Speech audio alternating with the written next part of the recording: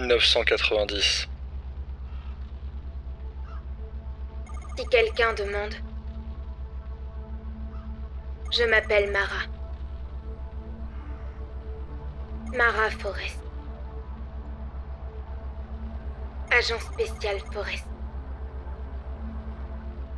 C'est moi, ne l'oubliez pas. Ne vous trompez pas.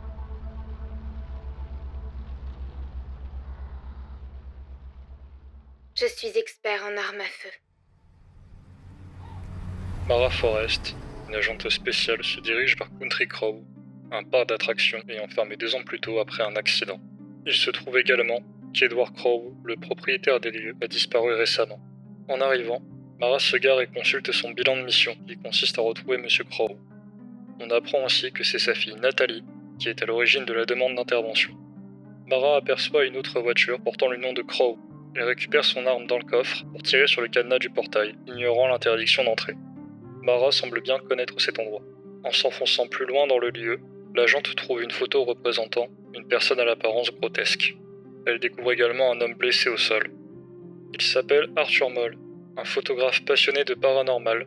Il explique qu'il avait déjà envoyé une photo de ces créatures à un magazine spécialisé, mais qu'on lui avait répondu que ce qu'il avait vu n'était pas réel.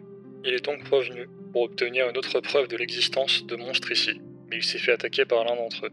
Mara le ramène jusqu'à sa voiture où il sera en sécurité. De retour à l'endroit où elle a trouvé Arthur, elle découvre qu'il était assis sur quelque chose. Un code pour la fée des arbres. Alors qu'il emprunte un couloir sombre, Mara fait face à des créatures grotesques qu'elle élimine avec son pistolet. Elle trouve une étrange caisse en bois, remplie de roches incrustées de petits morceaux d'or, accompagnée d'une note. Ces roches ont été envoyées par un certain Marvin Trumbull depuis Para, au Brésil. On découvre également un salon que Mara reconnaît, où elle trouve une phrase secrète, unique pour la fée.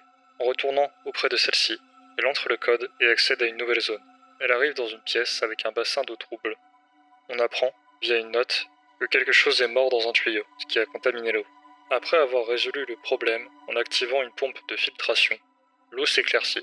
Mara tire alors sur une cible sous-marine et la fée apparaît en tenant une clé de bronze. Des monstres commencent à apparaître partout dans le parc, accompagnés de la mention du nombre 2106. Mais d'où viennent donc toutes ces créatures? Avec la clé de bronze en main, elle peut accéder à la colline hantée. Elle y trouve une femme nommée Judy qui frappe à une porte. Celle-ci n'est pas très aimable et Mara lui propose d'essayer de trouver un moyen d'ouvrir la porte. Après quelques énigmes et un combat contre une créature massive, on arrive finalement dans une salle de repos où on trouve une manivelle qui nous permet d'ouvrir la porte pour laisser entrer Julie. À peine arrivée, celle-ci dispose des documents sur une table et annonce qu'elle va examiner une cellule avant de partir. En réalité, Julie est l'avocate engagée par la famille Marshall. Leur fille, Hélène, a été blessée par un homme dans une cellule du parc 2 ans plus tôt, et sa famille tient Monsieur Crow pour responsable. Hélène a été hospitalisée, mais ses blessures ne guérissent pas à cause d'une bactérie étrange et inconnue. Les médecins en sont venus à croire qu'elle avait été attaquée par un animal plutôt que par une personne. Et malgré les nombreuses convocations judiciaires envoyées à Monsieur Crow, il ne s'est jamais présenté au tribunal. Mara trouve également un ascenseur dans la pièce, mais il semble hors service. Notre protagoniste reçoit alors le premier d'une longue série d'appels téléphoniques d'un mystérieux individu. Cette personne semble l'observer dans ses moindres faits et gestes. Il dit que Mara est revenue et qu'il est heureux de la revoir en forme, puis il raccroche. Grâce à la manivelle obtenue plus tôt, Mara accède à la zone ouest du parc et arrive au Royaume Océan. Dans une salle d'arcade, elle rencontre un homme étrange qui se présente sous le nom de Marvin Trumbull. Il nous propose de l'appeler Marv. Il explique également qu'il est un partenaire commercial de Monsieur Crow et qu'il le recherche également. Marv travaille habituellement à l'étranger, mais est revenu pour une visite. Cependant, Crow a disparu. Marv mentionne aussi un certain Tallman qu'il essaye d'éviter.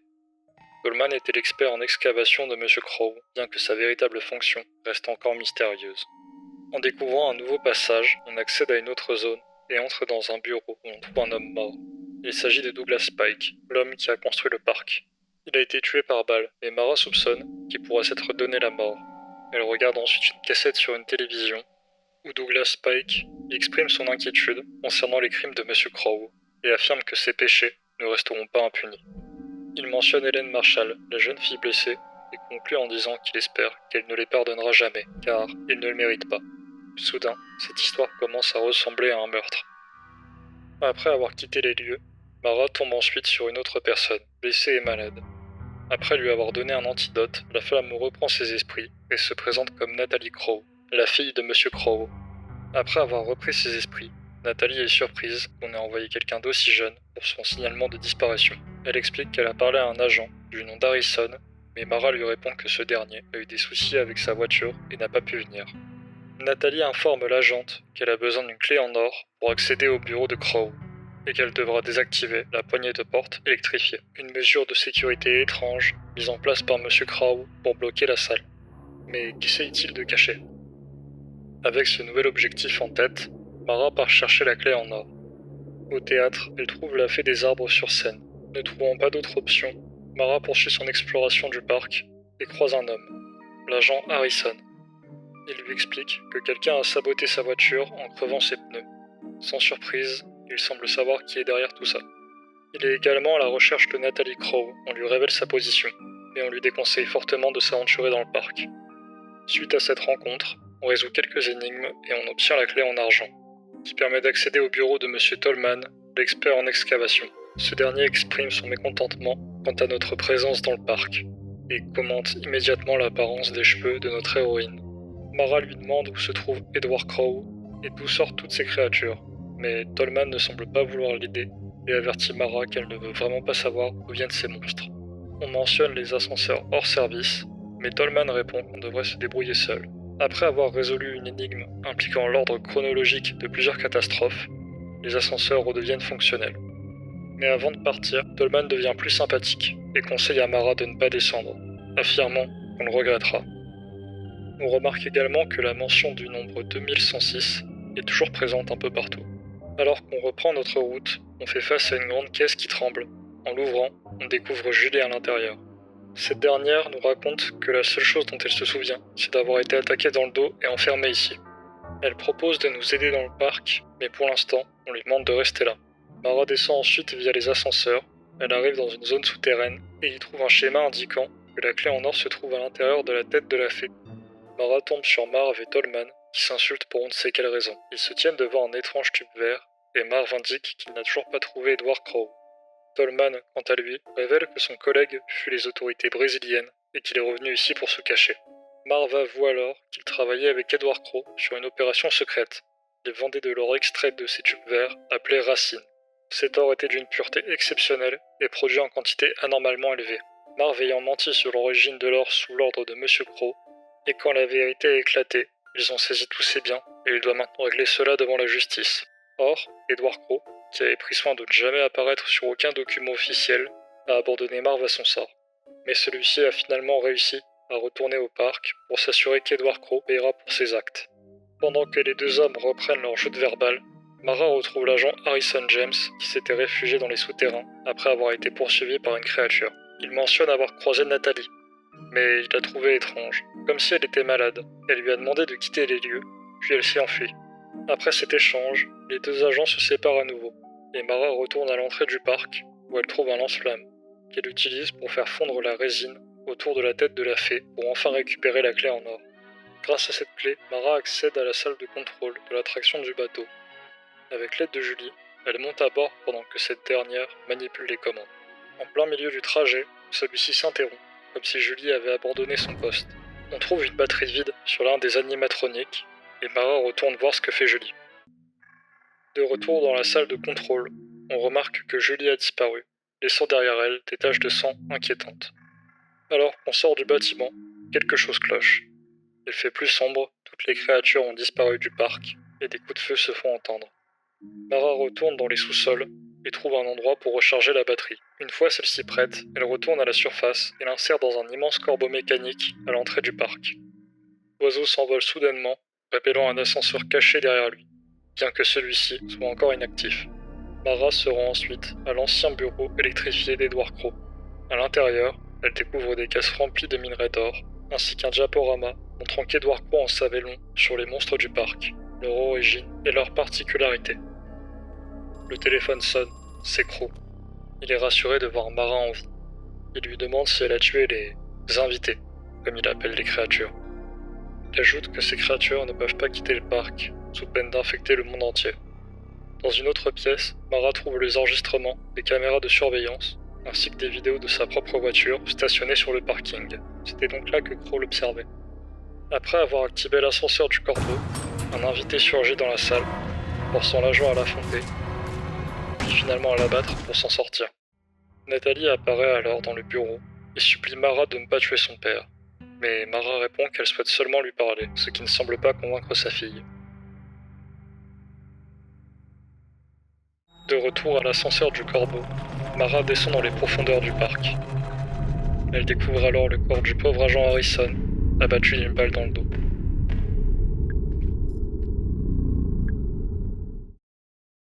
Il a l'air mal en point.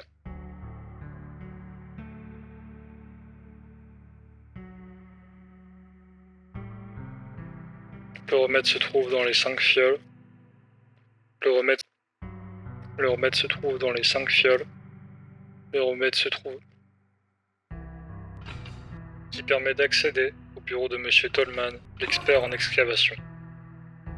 Ce dernier exprime son mécontentement. Quant à notre présence dans le parc et commente l'apparence des cheveux de notre héroïne.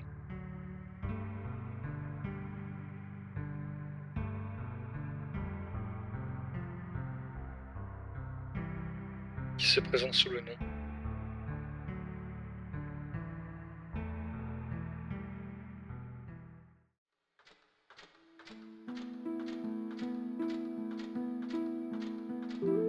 Si quelqu'un demande, je m'appelle Mara. Mara Forrest. Agent spécial Forrest. C'est moi, ne l'oubliez pas. Ne vous trompez pas. Harrison James, numéro d'identification 05 010 1. Date de naissance 12 janvier 1965. Expert en armes à feu.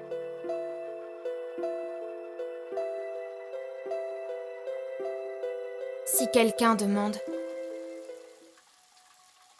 je m'appelle Elaine Marshall. Le jour de son 15e anniversaire, une adolescente visita Crow Country avec ses parents. En explorant la colline hantée, elle se perdit et finit par pénétrer dans une zone interdite du parc. Elle ressortit de cette rencontre grièvement blessée. Transportée à l'hôpital, les médecins furent intrigués par ses blessures, des lacérations profondes qui ne cicatrisaient pas. Pire encore, elle a été infectée par une bactérie inconnue. Les docteurs rejetaient la version de l'adolescente, selon laquelle un homme l'avait attaquée. À leurs yeux, les blessures ressemblaient davantage à celles causées par un animal.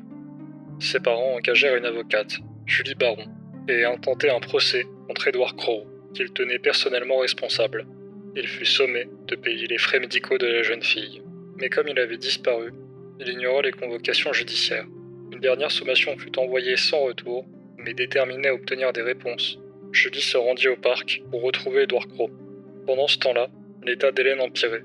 La fille d'Edward signala officiellement la disparition de son père. De son côté, Hélène, affaiblie et désespérée, prit une décision extrême. Elle s'évada de l'hôpital. Elle sabotait la voiture du détective Harrison, chargé de l'affaire Crow, pour l'empêcher de s'exposer au même danger qu'elle. Puis elle vola le dossier de disparition d'Edward Crow dans le véhicule du détective. Elle teint ses cheveux en violet, se déguise en enquêtrice et adopta le faux nom de Mara Forrest. Hélène arrive finalement au laboratoire, mais Edward Crow lui demande de récupérer 5 fioles avant de le rejoindre. Une fois la tâche accomplie, il ouvre enfin la porte pour qu'elle puisse le rencontrer.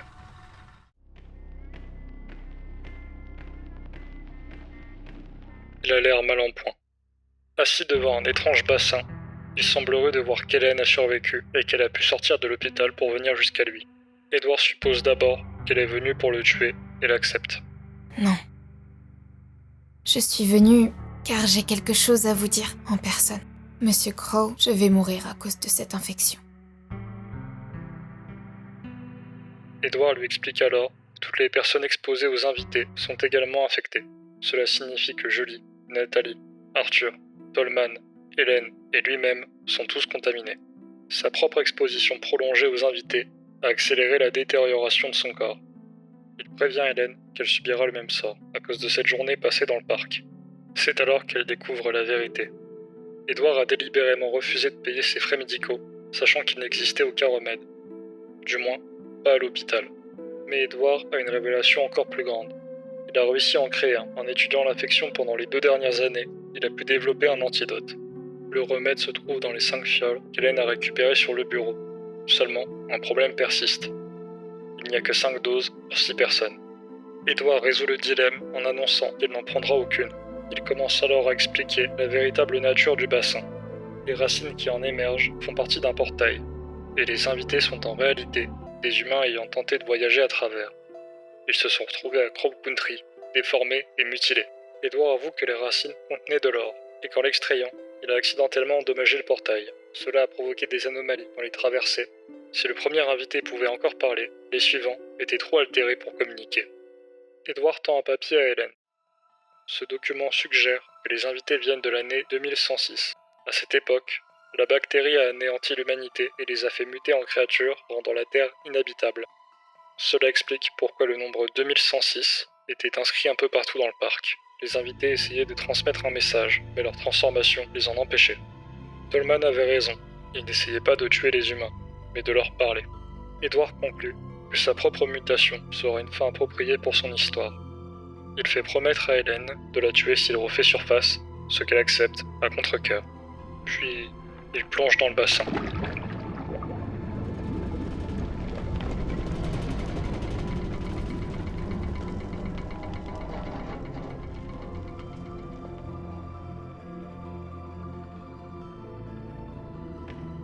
Il ressort transformé en une créature grotesque. Et, après un duel sans merci, Hélène finit par le vaincre de justesse.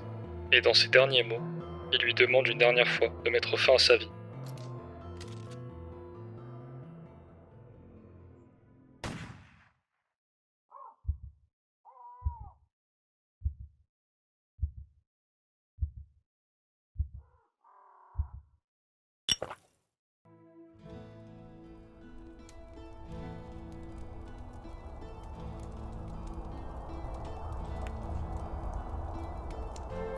En fixant les flammes,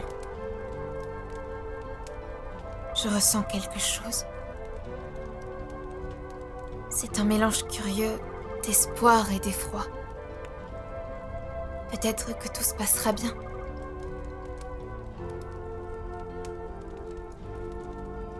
Ou pas.